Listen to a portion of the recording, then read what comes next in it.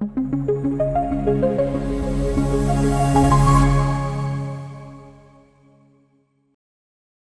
buenas noches. En el día de hoy vamos a tocar un tema que es de sumo interés y tiene que ver precisamente con la solución de problemas en seguridad y salud en el trabajo y que realmente puede ser aplicado a muchas de las condiciones que se llevan en la vida diaria.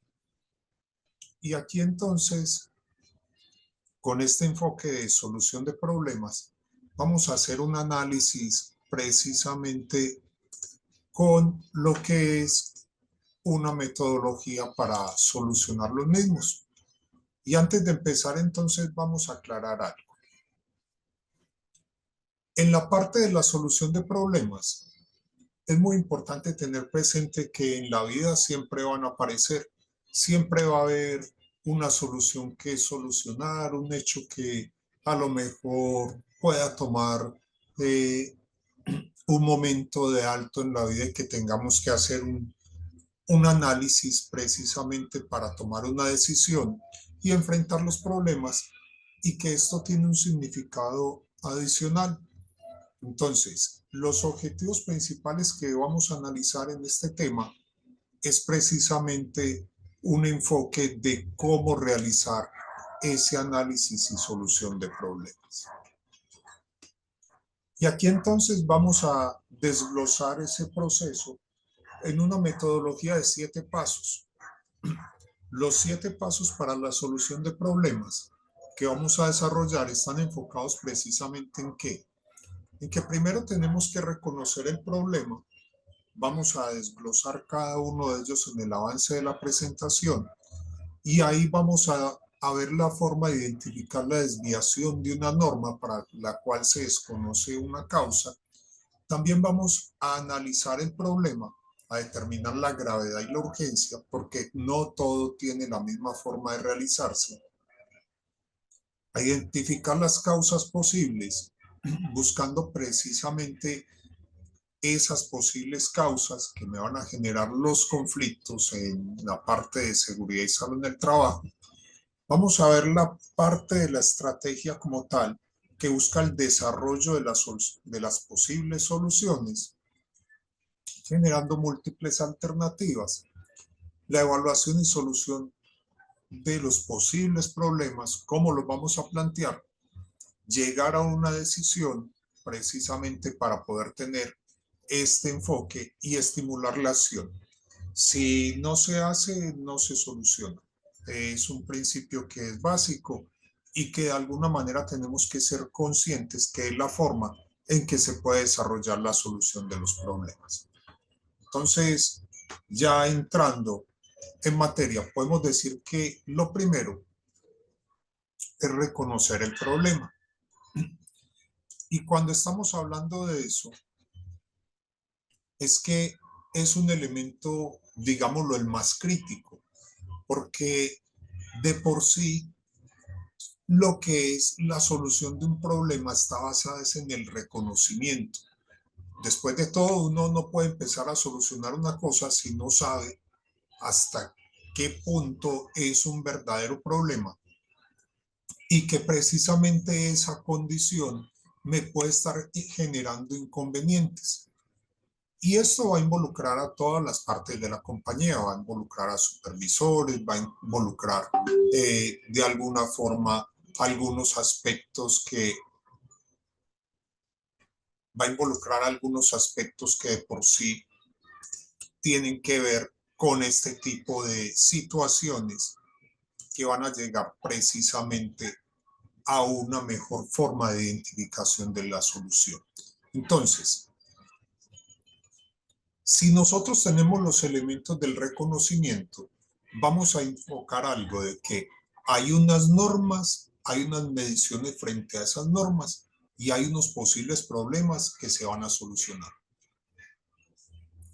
Y que esto va a involucrar a toda la compañía, va a involucrar precisamente a los entes que pueden en algún instante verse involucrados como factores de la solución o del problema. Y entonces aquí tenemos que ser claros en un aspecto. Si para mí no es un problema, no significa que la situación no lo sea. ¿A qué voy con eso? Que es que alguien podría decir, no, para mí no es un problema que se queme la lámpara, porque pues yo sigo viendo con la otra mitad de la lámpara que está funcionando. Con las dos lámparas, entonces para mí sería un exceso. Pero si es por un problema visual, que a lo mejor hay otros compañeros que se pueden ver afectados, entonces tengo que empezar a reconocer que hay problemas que son de la empresa, de la compañía y en el mismo propio de la persona que lo está analizando. Entonces es ver hasta dónde esa desviación de la norma me está aplicando o no, porque la norma es la que me va a dar la pauta, la guía, precisamente para identificar este tipo de situaciones. Y la mejor forma de evitar que un problema se escape o se pase por alto es, primero, tener normas para nuestro trabajo. Hemos enfatizado mucho en ese aspecto. Si no hay una norma que me dé la guía, pues sinceramente va a ser complejo identificar si esa medición que hay en el sitio de iluminación es adecuada o no. Entonces, para eso, ¿qué se hace? Precisamente identificar el flujo lumínico por una norma y uno decir, ¿está dentro del parámetro o no está dentro del parámetro? Medir todo el desempeño frente a esa norma. Vuelve y juega en el mismo ejemplo. Si yo no tengo un parámetro de medida, no voy a tener claridad. Y que cualquier desviación que se me presente, pues yo debo tener claro precisamente que esa desviación se salió de un parámetro normativo. Entonces, sin normas no tenemos forma de decir si las cosas están como deberían estar o si hay algo que anda mal. Eso sería como el primer paso, identificar cuál es esa desviación y generar el reconocimiento. Ahora, ¿qué hago yo con esa información? Porque acordémonos, yo tengo que hacer algo y cuando yo voy a buscar un tema, tengo que tener muy claro para qué lo hice y precisamente qué voy a hacer con eso. Porque si no, entonces ahí va a haber otra situación que tiene una desviación fuerte.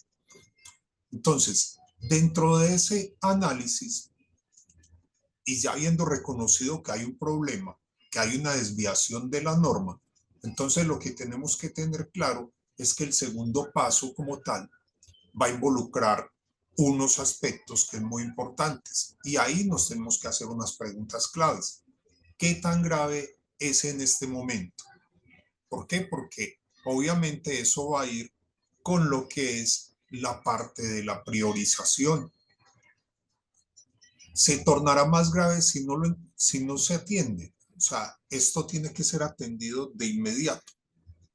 Y eso ya me va a empezar a catalogar dentro de algunos aspectos la situación a solucionar. ¿Qué tan pronto puede agravarse? Y eso va a ir precisamente a ese cuadrante de prioridad, de lo urgente, lo inmediato, lo importante, y ahí entonces me va a dar el enfoque de intervención. Y es un problema que valga nuestro tiempo y dinero, porque hay situaciones que empieza uno a analizar y realmente no es necesario desgastarse. Incluso hay situaciones que uno considera problemas y que puede ser solucionado por cualquiera de las otras áreas, que no necesariamente tiene que tener nuestra intervención inmediata. Ahora, yo con esto, pues lo que tengo que tener es una hoja de trabajo para precisamente dar una prioridad. Y ahí voy a estructurar. ¿Qué voy a estructurar? Primero describo el problema y la descripción del problema ya es prácticamente la mitad de la solución. Voy a darle la prioridad acorde a los parámetros que uno pueda decir, bueno, esto lo voy a solucionar primero, esto segundo o tercero, porque ahí ya voy poniendo un énfasis de mis actividades, de cuáles voy a realizar primero y puedo de alguna manera enfocarme más en la parte de la planeación. localizo exactamente el problema. ¿Cuántas veces no se ha dado que decimos que hay un inconveniente, que tenemos que hacer una reparación, mandamos para un sitio y la persona se va para otra y hace algo completamente diferente a lo que teníamos programado? Y es precisamente esa localización un elemento necesario de cualquier análisis del problema. Si usted va a decir que hay que cambiar una polea en un motor, sea específico, si los motores están señalizados, demarcados, si están ubicados en una planta, de la ubicación exacta. Tiempo, ¿cuándo comienzo? Y el tiempo es un recurso, acordémonos de eso. Y como recurso debe tener un límite y debe tener una forma adecuada de utilizarse. Y el grado de desviación. El grado de desviación me va a servir precisamente para identificar el parámetro normativo del cual se ha salido el proceso que se está realizando. ¿Para qué me sirve eso? No es solo para decir, venga, es que eso fue culpa de, o hay que darle una solución puntual a ese punto y pare de contar. No, ese grado de desviación me va a servir para tomarlo de referencia precisamente a las cosas que debo de continuar, que estoy programando, que vienen todavía pendientes. Entonces, muy importante tener en cuenta ese grado de desviación para saber en qué hay que corregir. Después, entraríamos en la parte de identificar causas y desarrollar soluciones. Y aquí entonces tenemos que decir que esto es un punto crucial. Es un punto crucial y acordémonos de la importancia de ese análisis de causas que hacíamos, porque ahí es donde vamos a hacer precisamente una buena prevención y vamos a prevenir que se solucione el evento y vamos a tener soluciones desde la raíz del problema. Entonces, ¿qué pasa? Que hay problemas que son sistemáticos, que se repiten a través del tiempo y que en seguridad tienden a presentarse de manera reiterativa.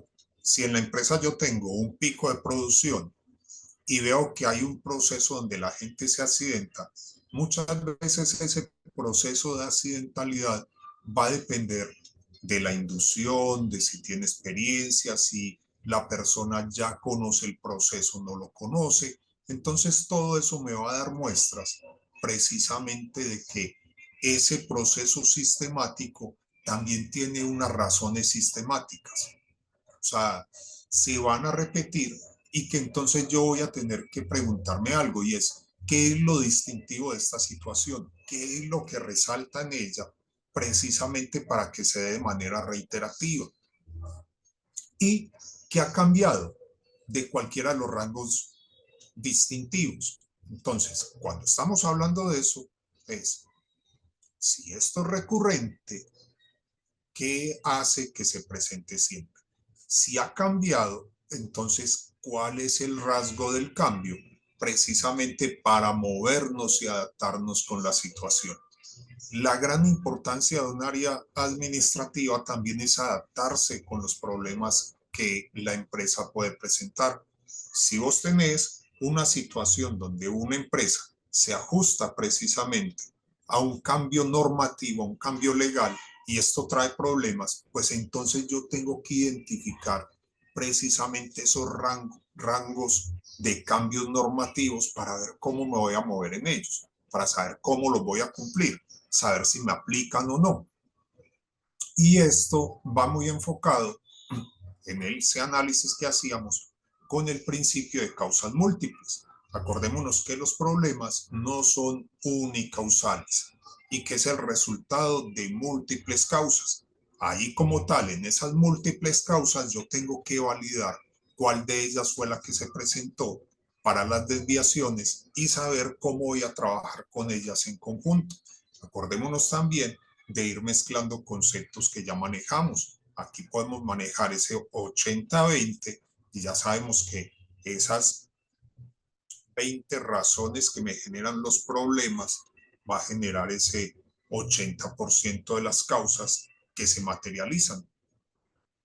Ahora, hay una parte que es desarrollar posibles soluciones. Y en desarrollar posibles soluciones es muy importante tener los históricos de la compañía, ver si esas soluciones se han dado en el pasado, si han tenido una efectividad o no, si han sido benéficas para la organización, para saber si tenemos que modificarlas, si las mismas tienen vigencia o si por el contrario tengo que buscar algo nuevo. Entonces, es importante poner en una lista todas las soluciones posibles. Aquí ya nos están hablando de una metodología que es la lluvia de ideas.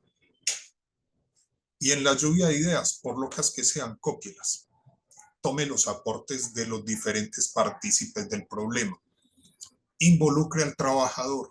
El trabajador tiene tantas soluciones que uno en algún momento omite únicamente por no escuchar y que pueden tener soluciones que no tienen que ver con altos costos y que ellos entran precisamente a ser muy efectivos en cuanto a las soluciones y que en algunas circunstancias por lanzar juicios, ellos omiten muchas veces en ser partícipes. Entonces, bien importante escuchar sin necesidad de hacer lanzamiento de juicios.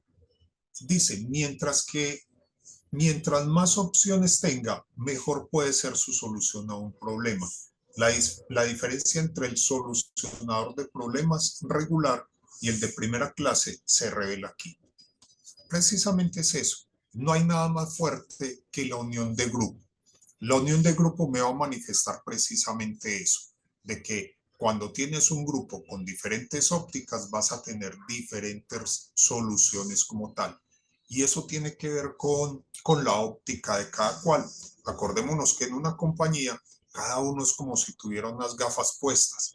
Entonces, frente a una situación de un problema, la persona de producción me va a poner las gafas de producción, el de calidad sus gafas de calidad, el de seguridad va a tener sus condiciones de seguridad que precisamente va a analizar y por eso es importante esa visión y ese contexto integral que le dan todas las personas. Y aquí entonces nos enfatiza con utilice catalizadores de cambio como herramientas para estimular el pensamiento creativo, adaptar, cambiar, magnificar, minimizar, modernizar. Entonces, muy importante es que siempre tengamos la apertura de la escucha. Si eso se desarrolla, porque hay que desarrollarlo, hay veces el hablar internamente y con tanta frecuencia no nos facilita escuchar los planteamientos de solución de los demás. Y en seguridad es muy frecuente que como nosotros somos las personas que dirigimos el área, creemos tener la última palabra y no escuchamos a los demás. Los trabajadores generalmente salen con unas cosas que son muy interesantes de sus experiencias y si tienes en un grupo 20, 200, 50 trabajadores, pues tienes esa cantidad de opiniones que muchos de ellos traen experiencias anteriores de otros sitios donde han manejado problemas de maneras similares y que puede ser más efectiva la solución. Ahora, dentro de este grupo de actividades y de contexto, aparece también un paso quinto, que es evaluar soluciones y tomar decisiones. Y entonces aquí nos dicen que la evaluación de las soluciones posibles tiene que tener también su estrategia. Cada posible solución se evalúa cuidadosamente, tanto por su potencial positivo como negativo.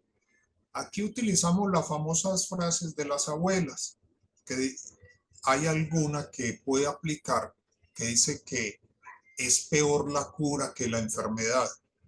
Y hay momentos donde hacemos eso, que ponemos soluciones que son tan complejas, tan limitantes en los procesos, que uno dice, no, mejor quedémonos como estamos, porque así marchemos a media marcha, nos va a rendir más que implementando todo ese tipo de estructuras que estamos colocando. Entonces, ¿por qué ese planteamiento? Porque estos programas que estamos diseñando en la parte de seguridad y salud del trabajo no pueden tener esa estructura tan pesada que limiten a la organización. Entonces, aquí hay que analizar los buenos efectos que puede tener y los efectos colaterales indeseados y los costos de implementación. Muy importante eso, nosotros no podemos ser un ente aparte de la organización con los temas de los costos. No quiere decir que en seguridad nos vamos a fijar únicamente en el dinero, pero sí tenemos que ser conscientes que las compañías se mueven precisamente por el dinero y que es un recurso que es finito, que a nuestra área le van a asignar un costo como tal y tenemos que movernos en esos procesos. Y que cuando nos vamos a pasar de ahí, tenemos que argumentarlo de buena forma. Y esa buena forma es sobre producción, sobre calidad y precisamente ver ese retorno de la inversión que se puede dar. Obviamente el tiempo requerido, cuánto tiempo va a ser necesario para implementar ese tipo de actividades, porque también es un recurso y no puede ser que se demore demasiado tiempo para precisamente plantear una solución a un problema. ¿Qué es recomendable? Pues hombre, ponga usted eso en una lista y pese eso en balanza, a ver dónde va más a tirar, si hacia un lado o hacia el otro, y analice las soluciones de los problemas que puede tener en seguridad y salud en el trabajo de esa forma. Póngalos en balanza, mire a ver cuál es la mejor alternativa. Y hay veces el hacer ese tipo de cosas sin tener que echarle, como decimos, tanta mente al cuento, nos va a dar la respuesta, porque decimos, mira, aquí tengo tantas razones para esto y que únicamente con haber tomado el momento de apertura de escribir ese balance me puede dar un apoyo para tomar la decisión. Que cuando tomamos esas decisiones de manera tan instintivas, no tenemos en cuenta este tipo de análisis. Y hay veces es peor las consecuencias de no haber tomado ese análisis por ser instintivo y decir, uy, no había pensado en las consecuencias que esto generó precisamente por, por ser instintivo. Ahí no hay nada más que decir. Ahora, llegue a una decisión. Si se ha realizado correctamente estos pasos, pues la decisión es, en algún momento, si hay un equilibrio, puede ser un poco compleja, pero como tal, siempre hay que pagar un precio por tomar una decisión. Y hay momentos donde uno se la tiene, como dicen, se la tiene que jugar, precisamente cuando hay ese equilibrio, pero no se la juegue solo.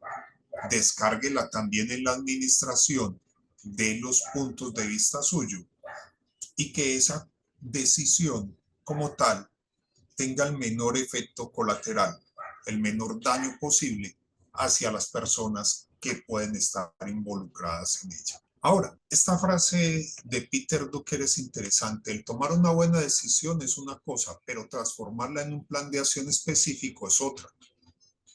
Y ahí hay una diferencia muy grande, porque yo puedo tener una buena decisión, pero ya ahora que la lleve a la práctica es bien diferente y llevarla a la práctica entonces va a involucrar otros aspectos distintos. No se ha tomado una decisión a menos que se lleve a cabo en etapas específicas, haya llegado a ser asignada la tarea y la responsabilidad de alguien.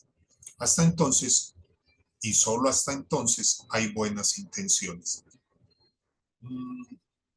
Frase de abuela, ustedes dirán, la abuelita lo marcó, puede ser, pero dicen que el infierno está empedrado de buenas intenciones. Y es eso, las buenas intenciones cuando no son acciones se quedan en eso. Uno puede tener la buena intención de hacer un proyecto, de montar un emprendimiento, pero si yo no hago la acción, si yo diario no hago algo, eso se va a quedar ahí y no va a haber una evolución. Entonces, para poder llegar a hacer algo, lo primero que hay que tener, perdón, lo primero que hay que tener es un plan de acción y especifique esos pasos. ¿Qué voy a hacer primero, segundo, tercero? Las secuencias. Asigne responsabilidades. Así el responsable sea uno, asigne. El escribir es muy importante. El escribir tiene precisamente como esa primera materialización de los actos. El que yo tenga el efecto de recordar fácilmente. El escribir es muy importante para esos planes de acción y precisamente para poder hacer seguimiento. Después, enfóquese en la comunicación a nivel empresarial. Comunique la decisión y el plan a todos los que están involucrados. Explique las razones, por qué se va a hacer, cuál es el beneficio y el rol que va a cumplir cada persona. Es muy importante que cada persona sepa qué tiene que hacer. Es tanto hasta en los procesos de demanda, uno se enfoca precisamente en cuál era el rol de cada persona en un evento que se genera como un accidente de trabajo. Entonces, bien importante que los roles estén desde los momentos que uno ingresa a una compañía.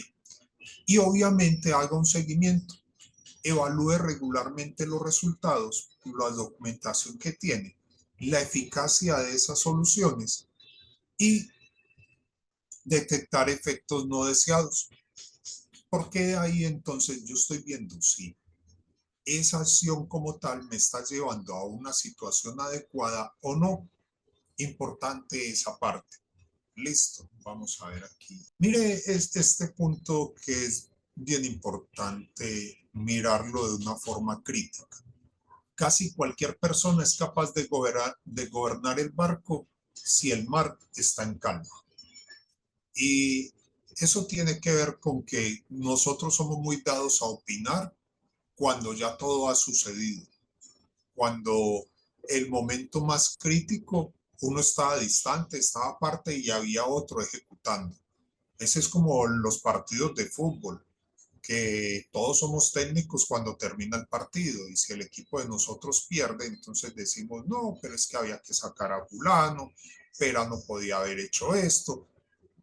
Pues bueno, en ese momento que todo el mundo está en calma, es muy distinto a lo mejor al jugador que se enfrentó a la situación.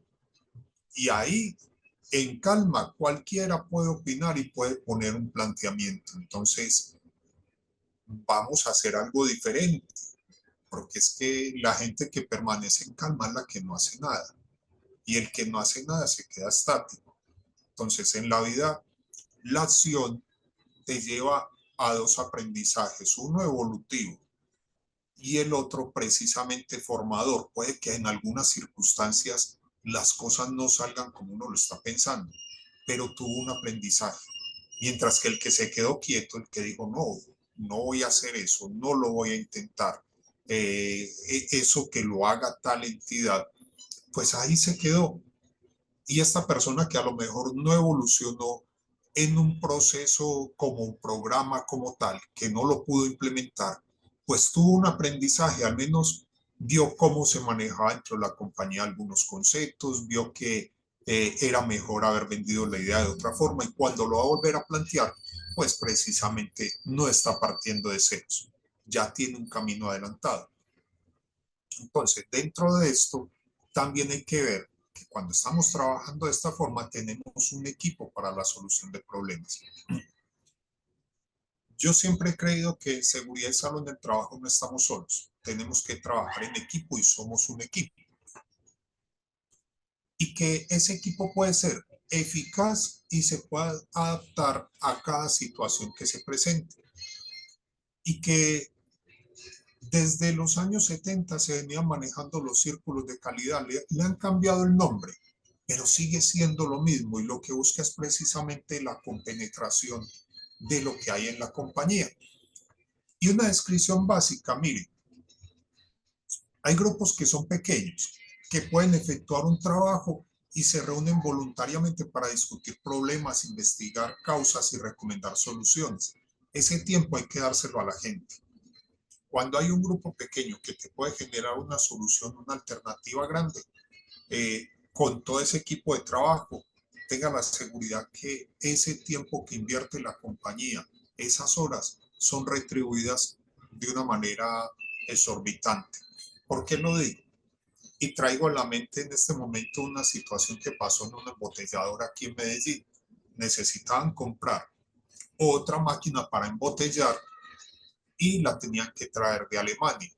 Pues bueno, se reunieron precisamente trabajadores, personal de mantenimiento, supervisores, compras, y estas personas decían que estaban en capacidad de hacer la máquina, porque ya la habían tenido tanto tiempo, la habían reparado, que sabían toda su estructura. Y la compañía confió en ellos. ¿Y qué pasó? Pues que hicieron la máquina, se ahorraron el viaje a Alemania y retribuyeron a las personas. Precisamente dijeron, si la máquina vale 100 pesos, en menos de 50 salió, pues démosle a las personas un porcentaje económico de retribución por el ahorro que generaron.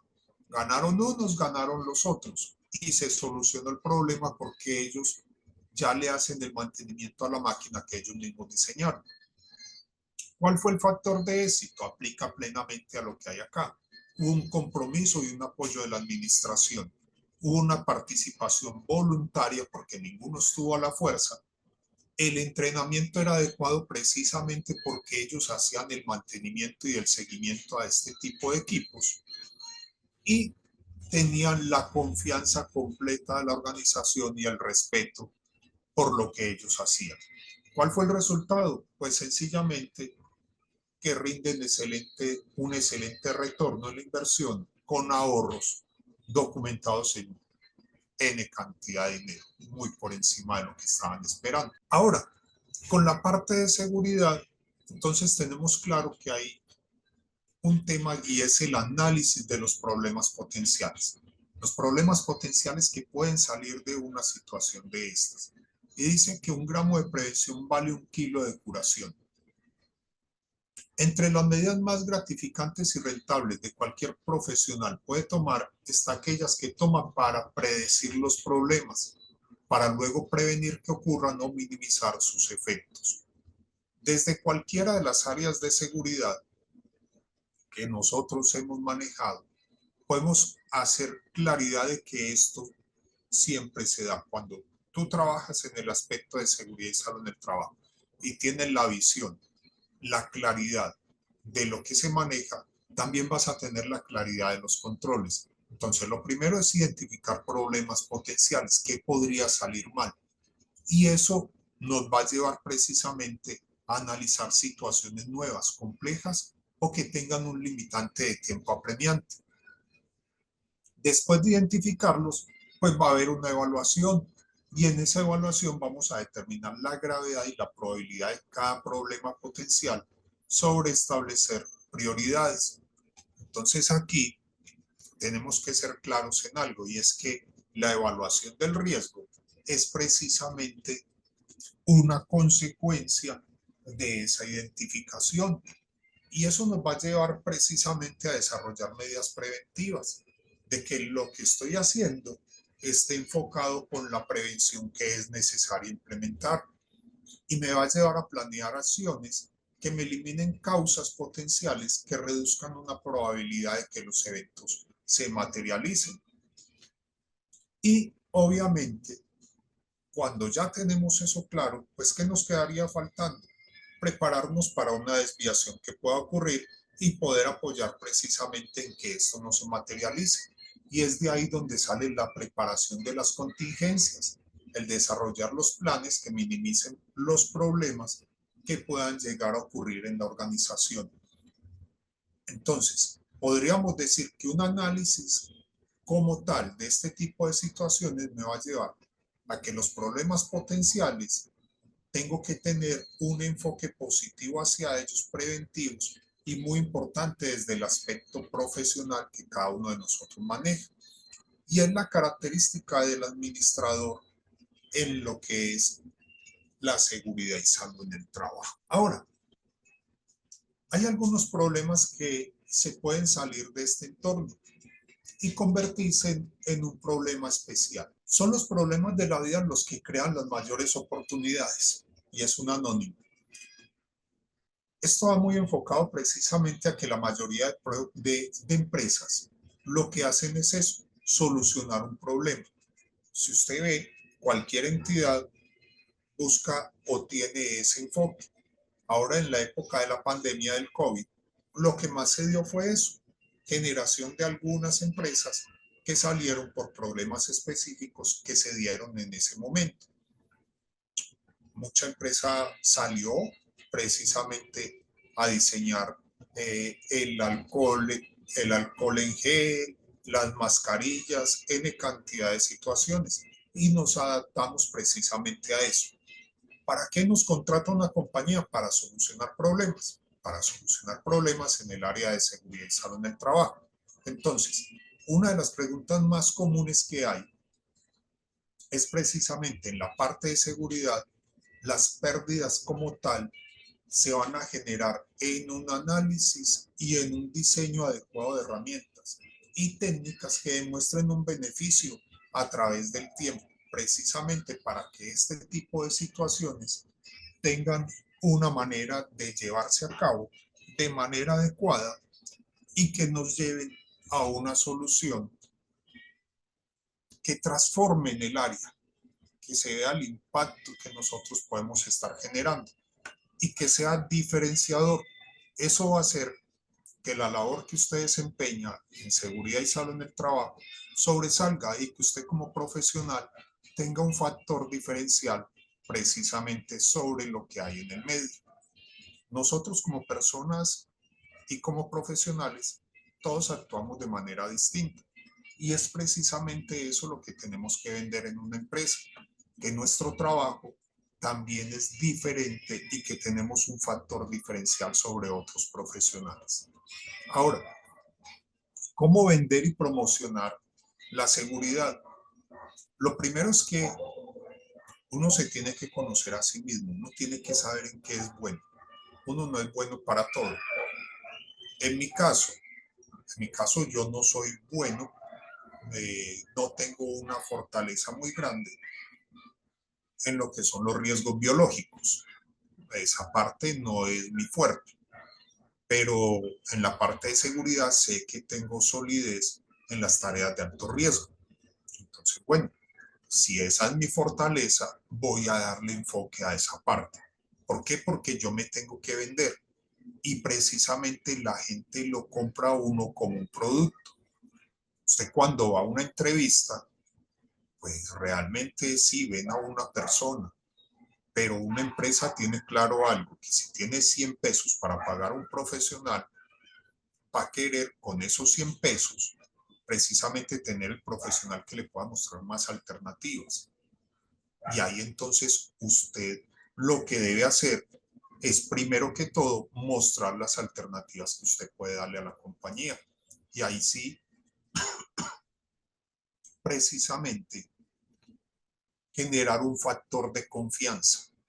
Porque cuando una empresa ve que con alguien puede tener múltiples respuestas, pues es más confiable que con alguien que tiene una sola óptica laboral.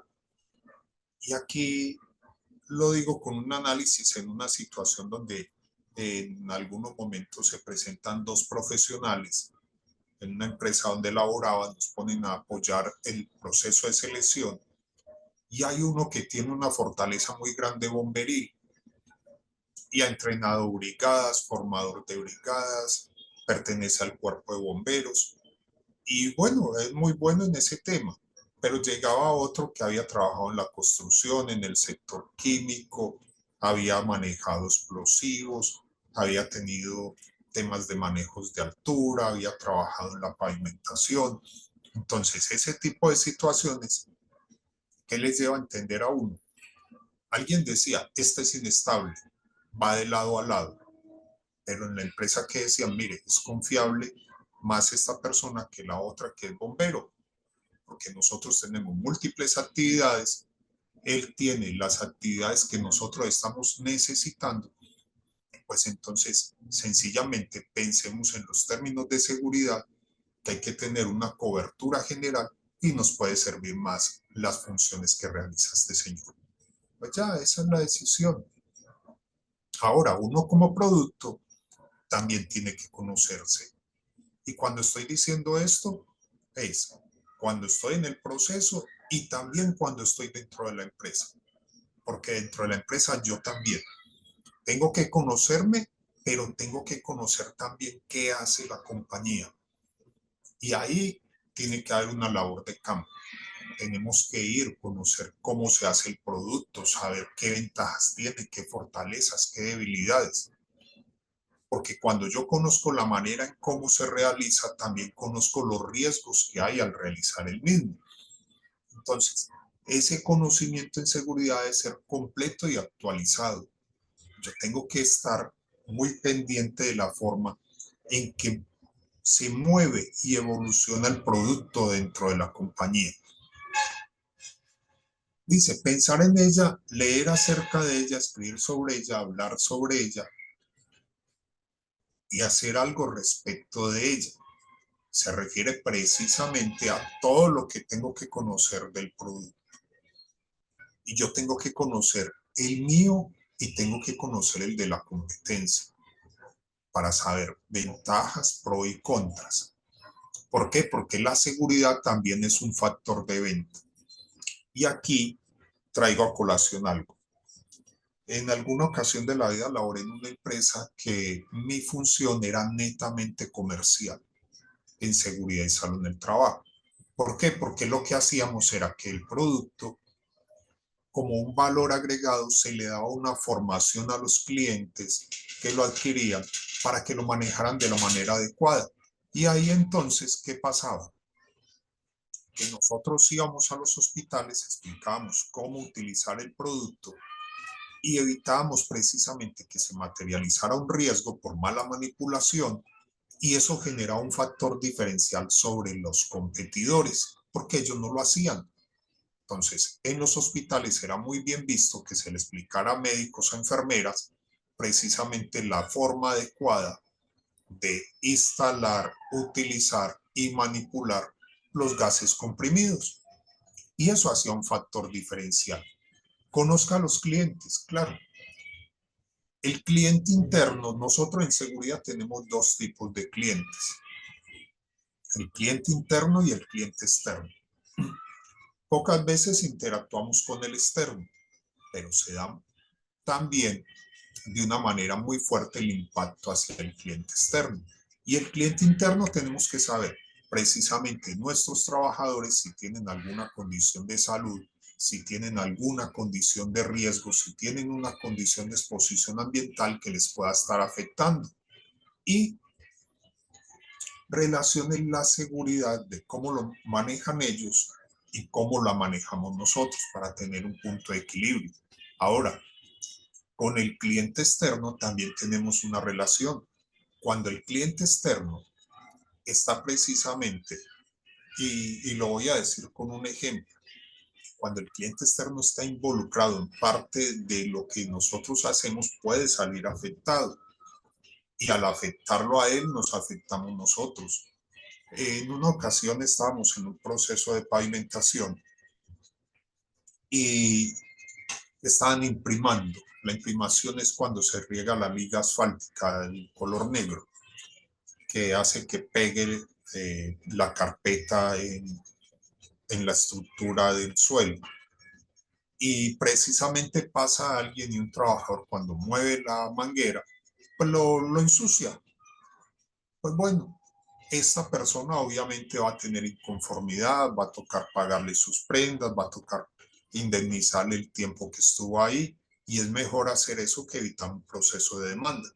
Entonces, es muy importante el conocer nuestros clientes, nuestros procesos y saber cómo se pueden ver afectados ellos. Hay que promover la seguridad en reuniones. ¿Por qué? Porque esto es cultural y de lo que no se habla no se tiene importancia. Cuando se habla de un tema es porque me importa. Entonces hay que hacer que hablemos de seguridad dentro de las compañías, precisamente por medios impresos, por reconocimientos, por ejemplo, de la forma que sea. Pero entonces hay que tener una forma constante de promulgar la parte de la seguridad y salud en el trabajo. Dentro de todo esto, va muy ligado precisamente con el cumplimiento de reglas y reglamentos. Las compañías tienen N cantidad de reglas y reglamentos, pero los tenemos que alinear. Aquí en Colombia hay varias metodologías. Está el reglamento interno de trabajo, está el reglamento de seguridad e higiene, están las normas como tal, están las políticas. Pues bueno, en su país puede que manejen un contexto diferente o similar, pero lo que tenemos que hacer es que todo esto converse, porque cuando todo eso está desligado ahí vamos a tener un problema porque estamos sobresaturando las personas de una cantidad de normas. Hay veces estamos sobrenormatizados y como no comulgan y no están unificadas, porque podemos tener en una estructura toda la información, o al menos si no se puede tener en una sola estructura, ver que uno se complemente con el otro y verle una secuencia, porque casi siempre lo que hay en las empresas es que parece como si todo estuviera aparte. Y eso lo dificulta y tiene que estar al alcance del trabajador. Y ahora es más fácil con las redes sociales tener en un medio de WhatsApp todo este tipo de información y es más viable para un trabajador. Entonces, cuando usted vaya a preparar las reglas, aplique el principio de involucrar, lo que decíamos antes. Venga, haga que los trabajadores sean partícipes, haga que las personas precisamente den ideas, den aportes. ¿Para qué? Para que las normas sean más comprensibles y salgan precisamente de una forma natural. En lo posible, entre menos normas es mejor. Se dice, y hay un principio en el derecho, que un país entre más normas tienes porque más corrupto es. Dejamos eso en el tintero, pero ¿por qué lo dicen? Porque hay situaciones que ni siquiera deberían estar normatizadas por la misma lógica como tal, pero se tiene que empezar a normatizar todo por las desviaciones de las personas, porque en algún momento es tanta la corrupción que tiene que estar todo escrito, porque si no, se va a generar una desviación, porque alguien va a decir es que eso no hay ninguna norma que lo regule. Hay un principio también con la parte normativa, que es el principio de brevedad. Entre más extenso es, entre la norma más complicada es, más extensa se hace, menos fácil va a ser el entendimiento de la misma. Va a ser también de que esa norma como tal tenga un grado de dificultad precisamente por no ser breve. Mantenga las reglas prácticas. Hay situaciones donde no es práctico lo que se está diciendo y eso muchas veces los trabajadores no lo repiten de manera constante. Eso no aplica. Hay situaciones donde tiene tanto limitante la norma que precisamente dificulta la realización de una actividad laboral. Y muy importante, tiene que haber una regla o tiene que haber una razón precisa para que esa regla exista. Hay situaciones donde se imponen reglas sin ningún fundamento y que se ponen reglas precisamente de una manera tal que uno dice, ¿eso para qué? ¿Eso por qué se está dando si no se requiere? Presentación e imposición. Sugiere que el trabajador las vea de manera previamente. O sea, quiere decir esto, que cuando yo voy a poner una regla dentro de la organización, debería comunicarla. Y comunicarla no solo para que la gente tenga claro que se está divulgando, sino para que tenga la aprobación. Y no es que uno le vaya a pedir permiso al trabajador para poner una norma, pero sí para que esa norma tenga una lógica y que se vea de esa manera y que la persona que hay ahí esté involucrada. Muestre y diga durante la discusión, entonces. Esa manera de muestre y dígame es casi como, venga, hay que usar el casco, pero hay que usar el casco ¿cómo? Le puedo poner el casco al revés, lo puedo poner hacia un lado, le puedo meter un radio adentro y prenderlo para escuchar música, no qué sé yo. Puedo guardar la gorra ahí debajo del tafilete. Entonces, es precisamente mostrar cómo se pone, cómo se asegura, cómo se pone para que no dé dolor de cabeza, cómo se utiliza y por qué debe ir al derecho, por qué la visera va hacia adelante. Enseñar que precisamente cubre la cara, que si yo lo pongo de la forma contraria y cae un golpe me puede dañar la primera vértebra y que es contrario precisamente a la protección. Ese muestre y diga es la forma en que yo voy a hacer precisamente que el trabajador vea por qué tiene razón la norma, porque nosotros razonamos. Y cuando no vemos la razón, entonces ponemos un impedimento, ponemos un alto. Y aquí entonces, cuando yo lo estoy enseñando, lo que tengo que hacer después es precisamente validar que esa norma ha quedado clara.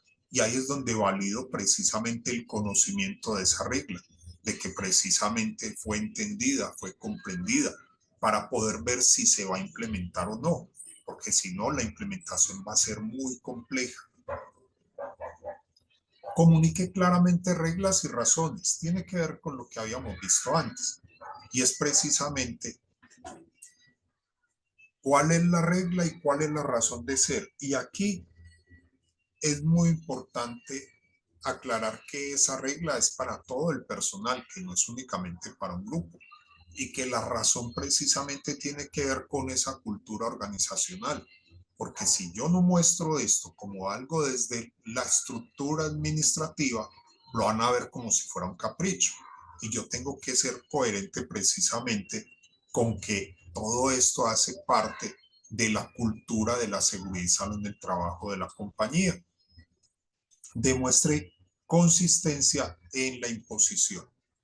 Y aquí es muy importante esto, vean. Cuando yo voy a poner una norma, un reglamento en la compañía, no puede ser selectivo, no puede ser a uno sí y al otro no. Tiene que ser de manera constante y tiene también que darse esa forma reiterativa de implementación. Y también si yo digo que hay una situación de sanción precisamente en la persona que no lo cumpla, en la persona que no lo haga, pues entonces también eso hay que cumplirlo. Porque si no, entonces, ¿para qué estamos haciendo todo este tipo de situaciones? Es muy importante que si yo voy a decir que no utilizar el casco genera una sanción de, qué sé yo, 1 o 2 días de suspensión, y el primero que pasa es un ingeniero y yo no lo hago porque es un ingeniero, entonces ahí yo no estoy siendo consistente. Yo tengo que ser consistente precisamente con las razones y las causas que estoy implementando. Y ahí entonces va a ser muy importante demostrar que es para todas las personas y no para unos pocos la implementación que se está dando. Ahora, ¿esto a qué va a llevar? Precisamente a que haya una corrección constructiva y una disciplina positiva. Y la palabra disciplina viene de la misma raíz que la palabra discípulo y significa enseñar para moldear. Pues hombre, no hay otra cosa que la constancia para poder generar disciplina. Y la disciplina implica eso, que uno diario esté dele al mismo cuento. No va a haber otra forma. Si no hay esa forma de darle constantemente y reiterativamente al concepto, no se va a generar este tipo de implementación. Y hay situaciones donde la disciplina implica, primero, ayudar precisamente a que se tenga una orientación, se explique, se trate de concientizar, de capacitar, de dar la directriz. Claro, hay que entrenar a las personas, hay que entrenarlas, si hay que parar y estimular, listo, hagan. Y eso tiene que ver precisamente con que las personas puedan desarrollar sus actividades y que puedan tener un autocontrol. Y eso construye mucho la parte de, digámoslo, de interiorizar los conceptos. Entonces, hay un enfoque que es positivo, pero también hay un enfoque que es punitivo. ¿Por qué? Porque hay situaciones, yo no sé cómo llamarlo, pero puede ser casi una situación de rebeldía, donde no se quiere precisamente cumplir las condiciones como por sobresalir en un grupo, por mostrar que yo no hago caso, que yo soy la persona que no cumplo la norma porque no la quiero cumplir. Entonces ahí hay que mantener también un límite. Y ese límite es que precisamente dentro de la organización hay unas normas, que hay un enfoque que realmente busca que la gente se proteja y se cuide, pero cuando no se puede, entonces también tienen que ser tomadas decisiones administrativas.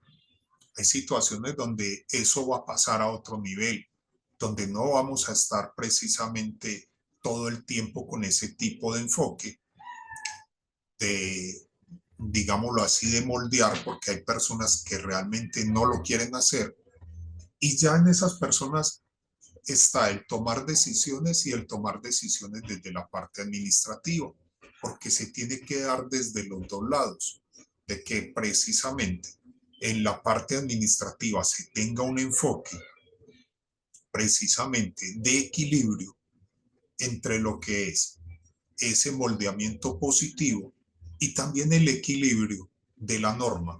Entonces, esa construcción se hace desde esos dos puntos, desde esos dos niveles. Ahora, ¿por qué los subordinados no hacen lo que deben de hacer? Y aquí entonces viene algo que es muy importante y se analiza desde tres puntos.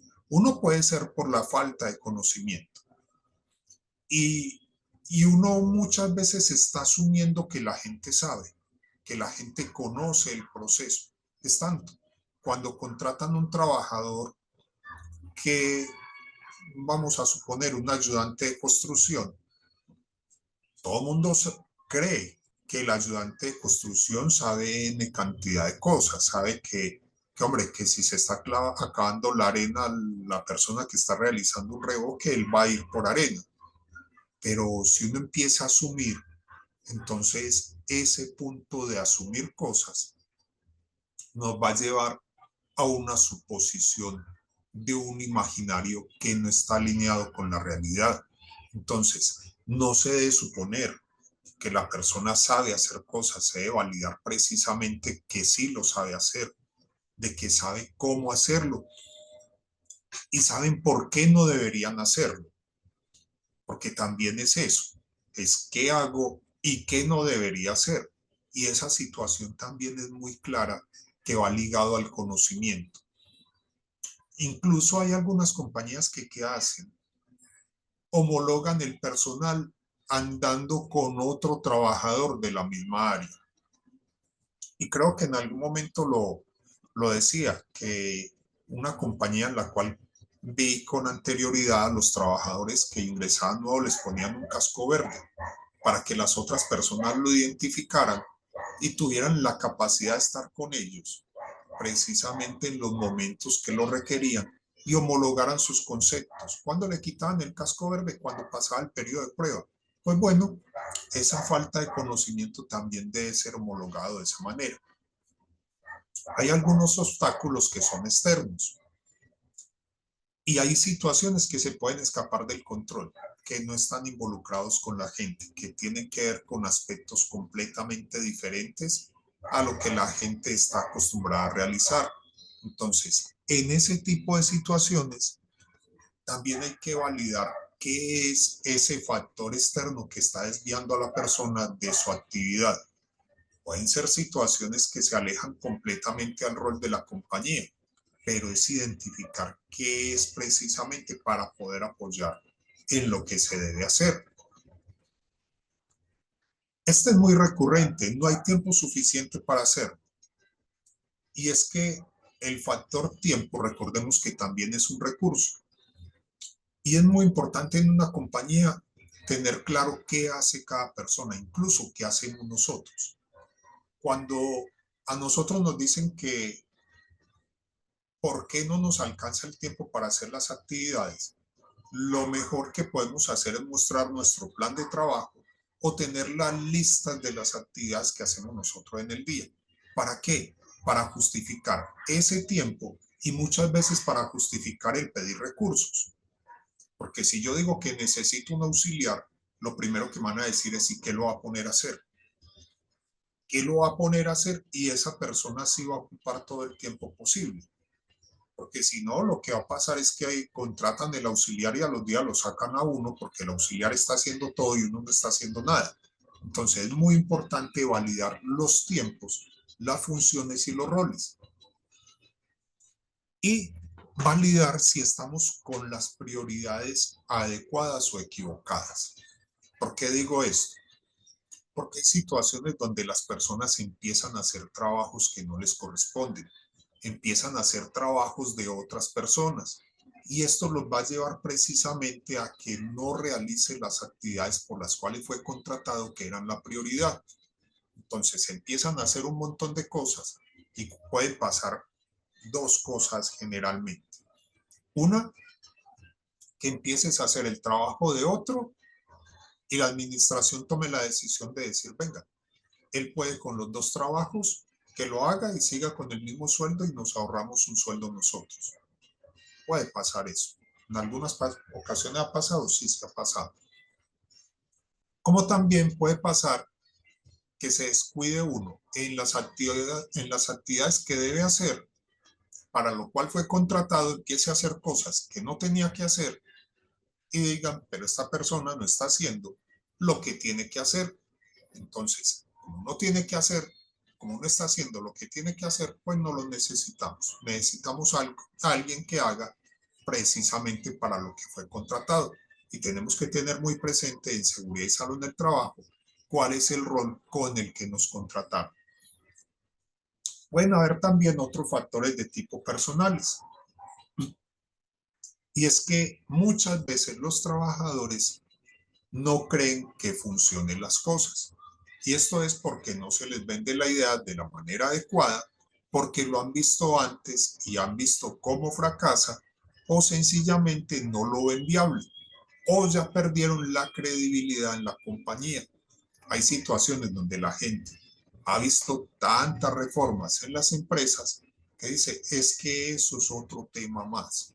Entonces hay que saber vender esa idea para que, hombre, voy a utilizar una frase que decía un jefe que tenía, que no es muy bonita, pero él decía que no deje que el niño le nazca muerto.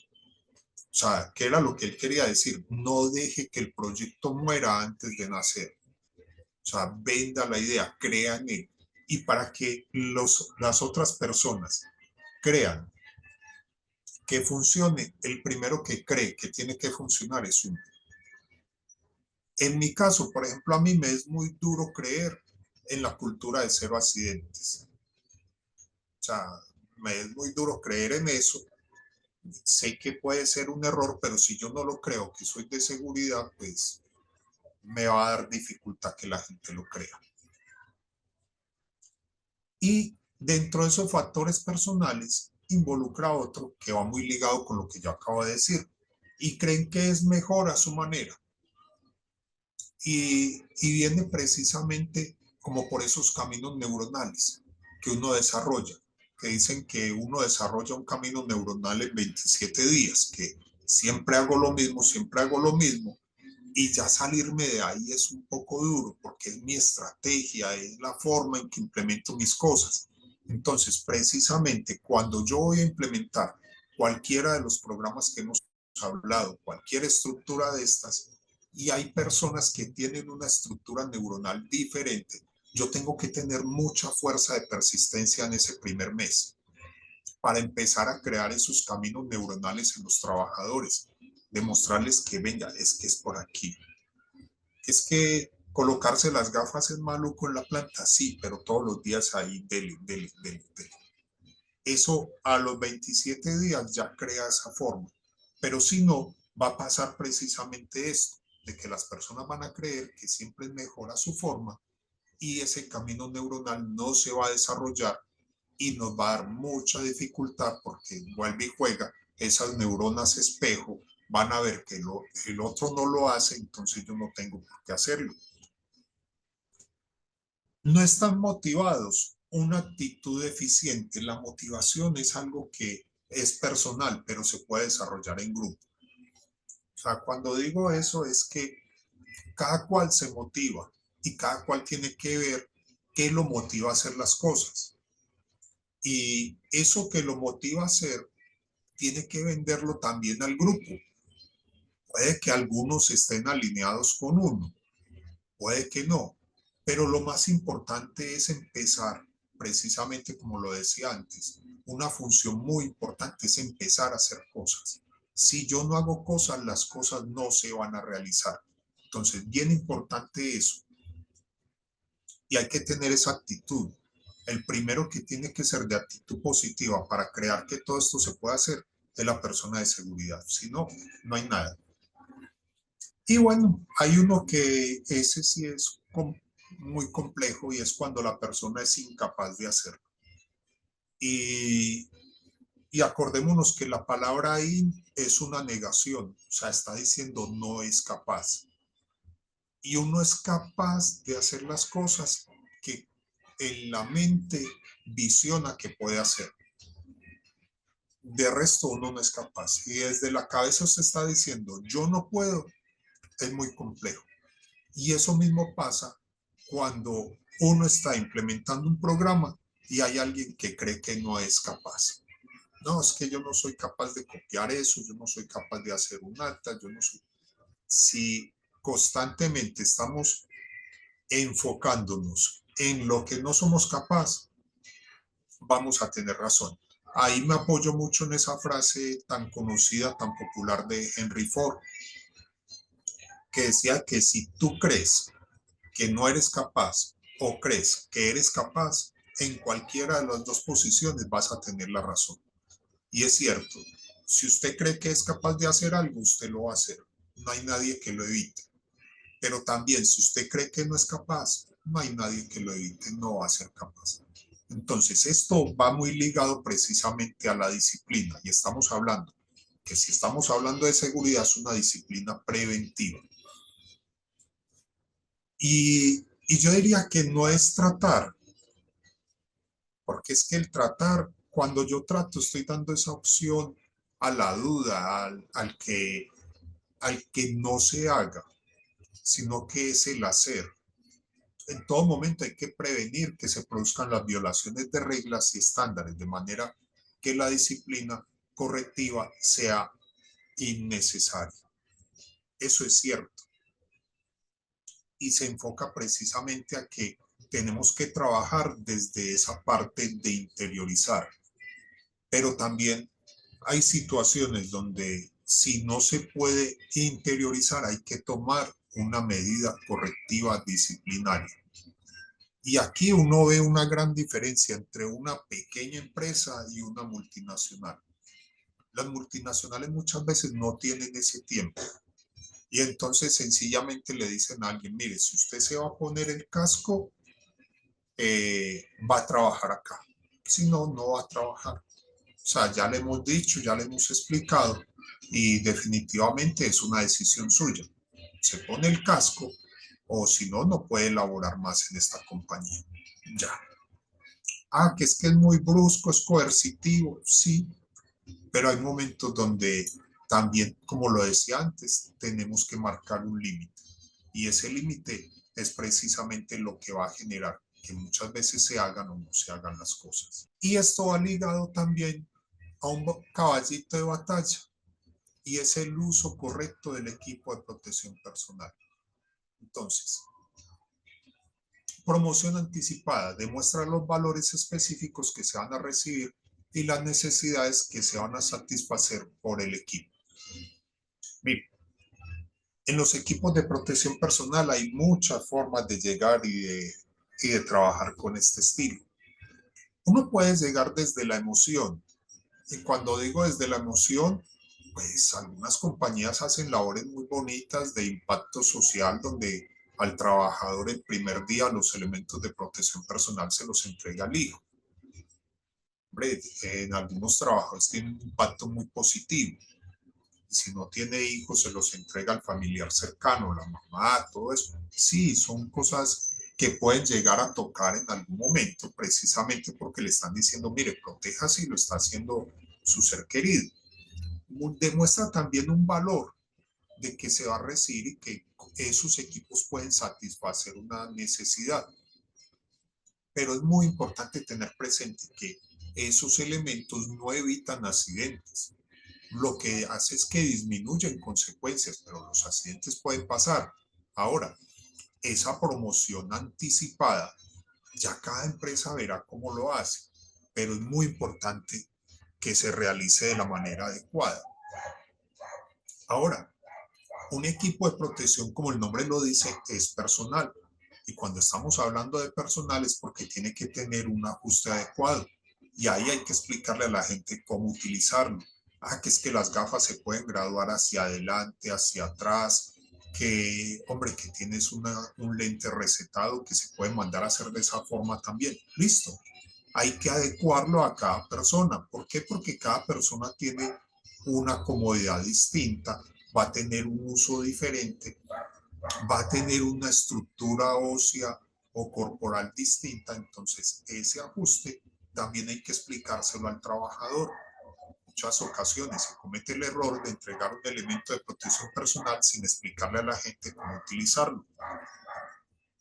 Hay que hacer una selección participativa. Claro, las personas tienen el derecho a escoger un elemento, a saber qué tipo de elemento es el adecuado, el más cómodo, el que mejor garantice la seguridad, pero nosotros desde seguridad también tenemos que estar muy pendientes de que cumplan normas técnicas, normas de calidad, de que sea adecuado para la labor que va a desempeñar.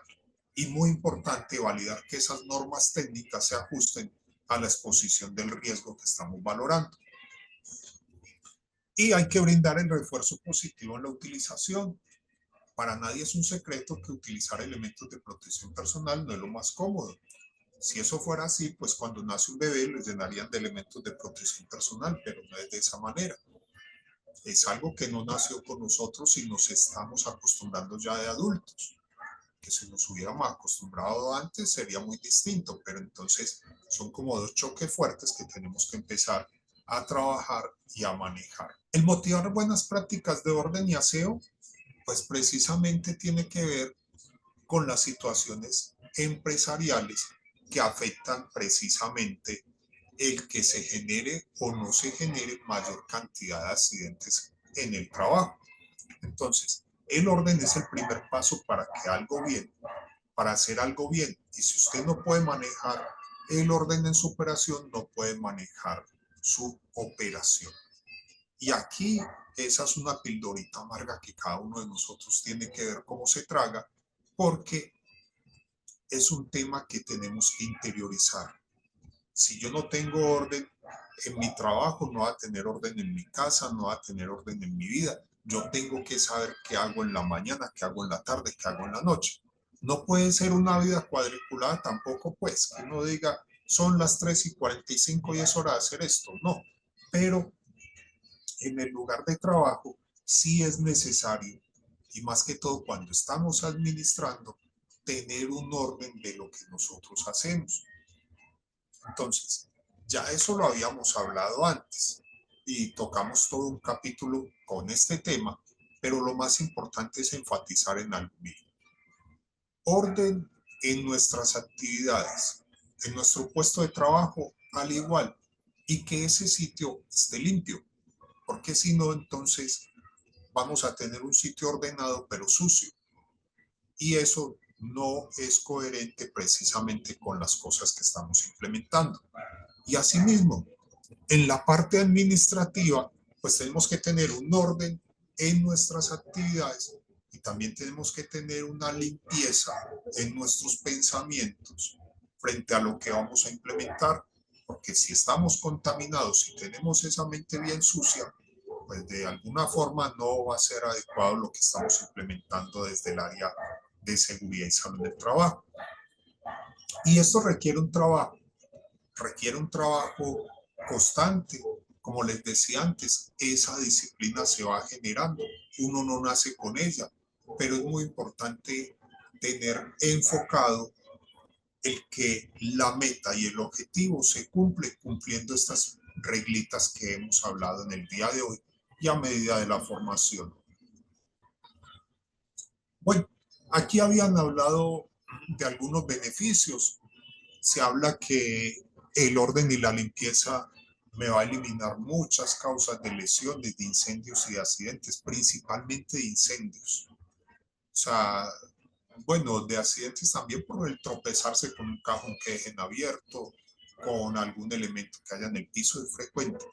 Pero si nosotros tenemos una brigada de primeros auxilios, de incendios, una tarea constante de ellos es identificar residuos, papeles, similar, para evitar que se generen los conatos. Y es muy importante que esta área funcione como un área de prevención. Entonces, Es muy distinto una brigada de emergencias contra incendios a una brigada de prevención de incendios. Y es mejor prevenirlos, y la prevención se enfoca mucho en el orden y la limpieza, en el uso del espacio y en lo eficiente que puede ser ese derroche de recursos y de energía.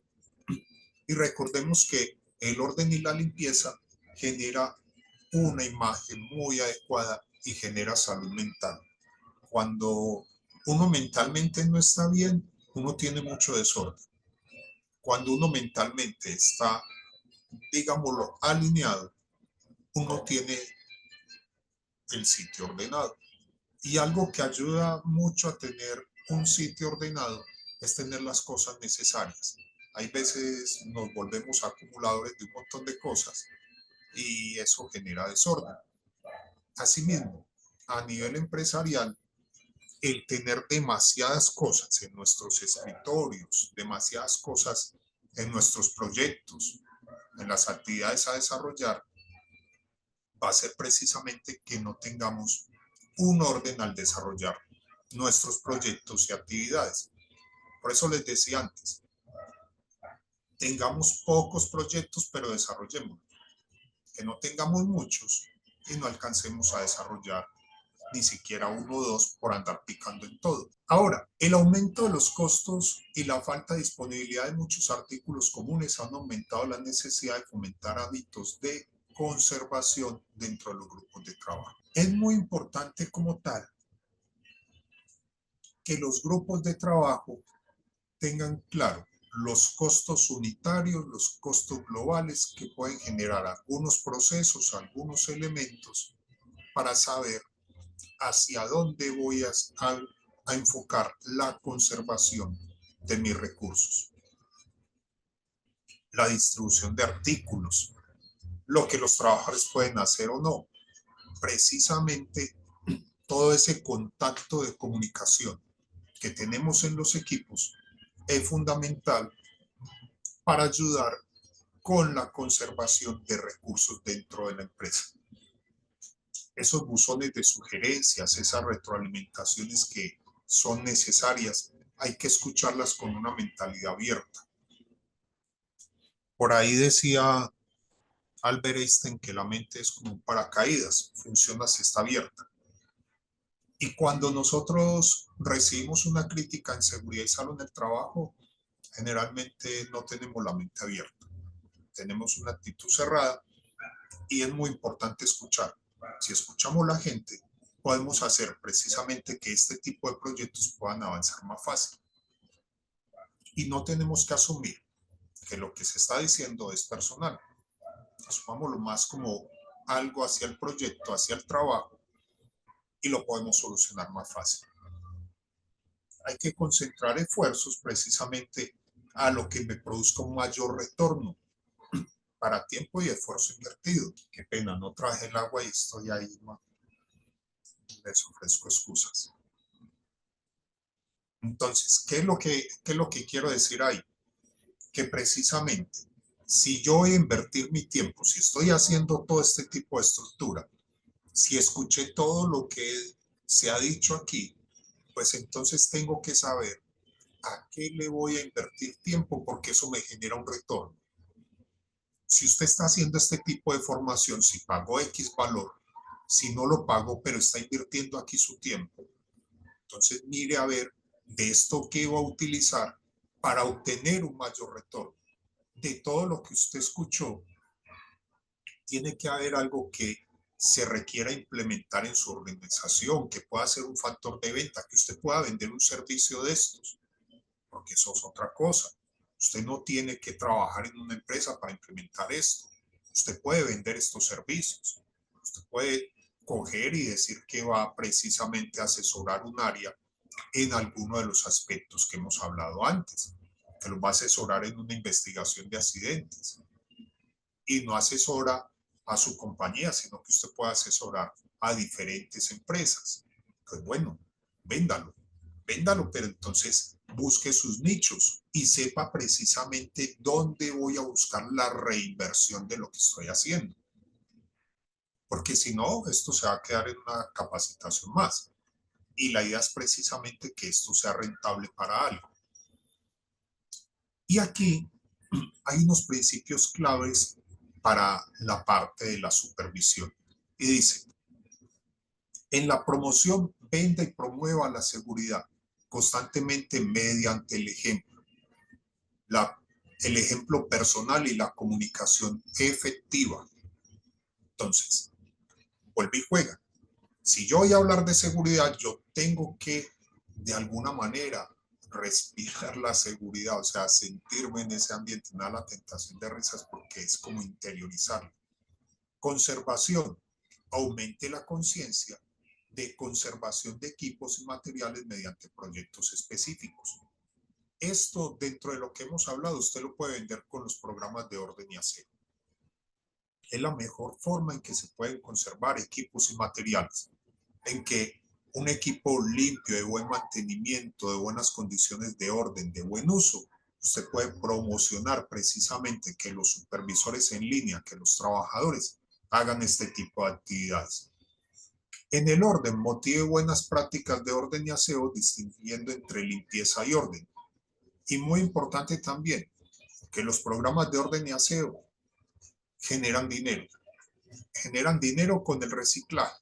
Entonces, nada más con eso, con el dinero que genera el reciclaje, puedes darle el mantenimiento al programa de orden y aseo y precisamente sacar los recursos para las canecas, la señalización, y ya después a futuro, de ahí va a quedar un rublo. Incluso puedes pensar en una organización, en una empresa, tener una persona destinada al orden y aseo, y el mismo reciclaje que se genera paga el sueldo de esa persona y queda dinero si es un buen volumen. Reglas. Prepare, presente, imponga y refuerce las reglas de manera efectiva y justas. Este sería como un resumen de todo el contexto, y es que precisamente las reglas de seguridad tienen que tener un parámetro de justicia del desgaste del trabajador frente a lo que hace. Disciplina. Aplique la disciplina constructiva y preventiva en lugar de la punitiva. Siempre debe ser una prioridad. Pero hay situaciones, yo siempre he dicho que esa parte, hay situaciones donde es necesario realizarla. Ya cada cual mirará acorde a la estructura de la empresa, acorde a lo que se hace, cuando sea una de esas. Protección. Asegura el uso correcto de los equipos de protección mediante participación y ajuste adecuado. Lo que hablábamos antes. El supervisor también es un garante de que esto se esté haciendo. Entonces, si hay alguien que supervisa, no solo supervisa el trabajo, sino la realización del mismo. Y en la realización están los procesos de seguridad. Aquí dice que estos principios ayudan a hacer más común el sentido común en la gestión de seguridad y control de pérdidas. Y acordémonos de la frase que complementa eso, que el sentido común es el menos común de los sentidos. Puede ser cierto. Hay veces no es lo más frecuente, pero se da. Entonces, en un principio de estos bien aplicado, nos puede ayudar a nivel empresarial precisamente a una implementación adecuada de todo lo que hemos visto. Ahora, solución de problemas, un enfoque sistémico. Casi cualquier persona es capaz de gobernar un barco si el mar está en calma. Eso lo habíamos dicho antes. Y problemas comunes, van a venir problemas de tipo personal, problemas de equipos, de materiales, de calidad. Y que lo que hemos aplicado en este capítulo son esos 7 pasos de solucionar problemas. Si ustedes lo veían arriba, estaban al inicio, estaban esos 7 pasos, y que vimos cada uno de ellos precisamente enfocado a cualquier tipo de problema. Esos 7 pasos son fundamentales de lo que vimos hoy. Determinar las dinámicas de éxito de los grupos en la solución, que también entonces iba alineado con ese punto, y estimular el análisis de problemas potenciales. Acordémonos lo que veíamos en un inicio, que era precisamente a qué le voy a dedicar tiempo en los problemas, cuáles de esos problemas tenían un efecto verdadero, cuáles tenían un desgaste hacia nosotros y cuáles íbamos a priorizar. Y ahí estaba como el enfoque de lo que vimos en un inicio. Bueno, eso es lo que tenía para el día de hoy.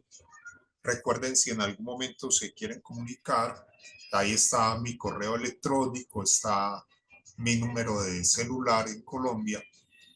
Y bueno, palabras de agradecimiento hacia ustedes por haberme escuchado y haber estado aquí en todo este tiempo que estuvimos en esta formación. No sé si tengan alguna pregunta, si quieran decir algún aporte, algo para después dar por cerrada la actividad del día de hoy. Bueno, eso es lo que tenía. Sí, sí, Ana, las clases se las van a enviar todas. La grabación del día de hoy también la van a compartir. O sea, no había problema si, por ejemplo, tenías algo que realizar, la actividad queda grabada y esa te la comparte. ¿Algo más? Con mucho gusto, Ana. Bueno, que tengan una feliz noche. Les deseo que tengan muchos éxitos laborales. Para mí ha sido muy grato haber compartido con ustedes y les deseo una feliz noche y que estén muy bien, muchos éxitos profesionales. Muchas gracias, Ana. Feliz noche.